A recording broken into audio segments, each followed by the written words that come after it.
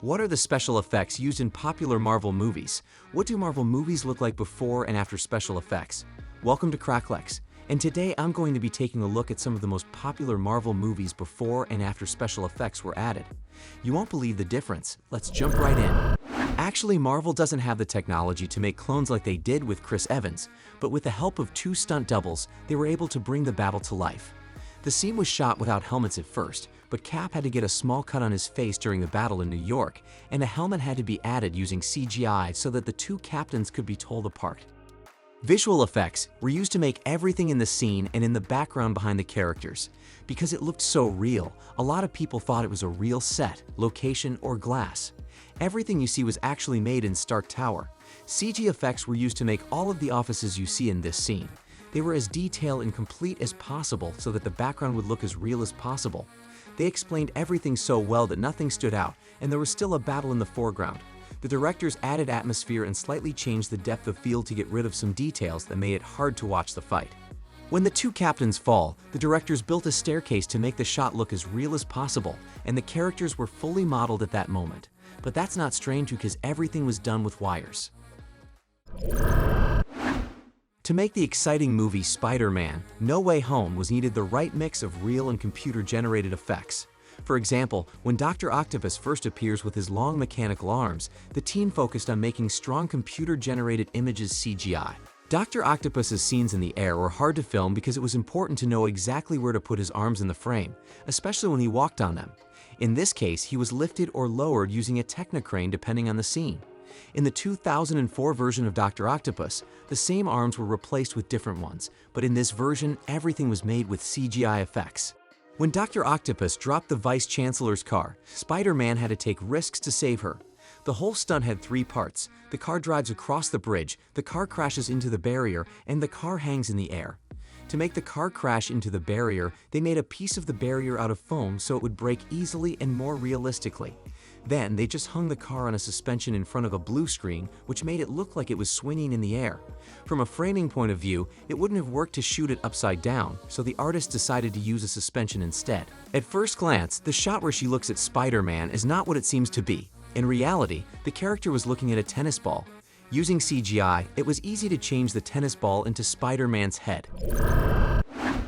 Mark Ruffalo said that how awkward it was sometimes to be wearing a big motion capture suit along with the rest of the Avengers cast. We have to admit, though, that it looks a little weird. Mark himself always had to sit or stand taller than everyone else, since everyone had to look a little taller than the average person. And Rocket was created entirely with CGI, and in order for the other characters to look into his eyes and not elsewhere, this red dot was made specifically for that. All of Hulk's facial expressions were taken from his real face to give a more real-life superhero emotion. Also, all of the Hulk's resolution scenes were done with simulations. In Black Panther: Wakanda Forever, the challenge was to create a new character called Namor.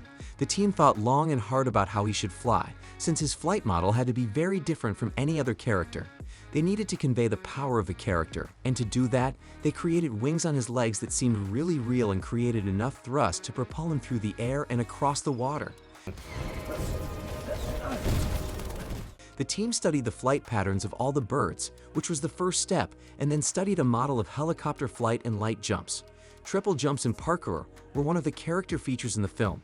As for stunts, they used a wire rake with 2 grip points on the brackets. During the stunt, the wires would pick up the character as he took 2 steps, and then at a certain point, this went from a practical element to a CGI effect.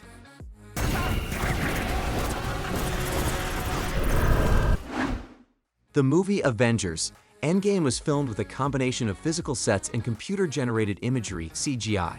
The process involved brainstorming the fight sequences, which were carefully planned to achieve specific story beats, such as Captain America picking up Mjolnir.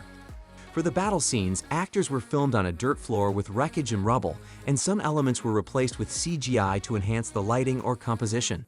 The portals effect was a complex CGI simulation involving layers of effects, such as crater, fire, smoke, atmosphere, embers, dust, and ash floating around, as well as the portals themselves and the digest walking out. Is that everyone? Why do you want it more?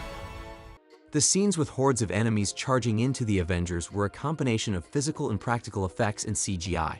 For example, the actors were running forward, and there were 6 guys in motion capture suits running at them to let them know where the eye line was for the approaching aliens. Thanos' army was weak in that version of the show, as he only had 6. The scene with all the women of Marvel coming together was filmed practically, with most of the characters on set at the same time, except for Valkyrie, who was put in later with a different element because she was on the back of the Pegasus. Thanks again for watching my video about popular Marvel movies before and after special effects. If you enjoyed this video, don't forget to give it a big thumbs up and subscribe for more videos like this one every week on my channel.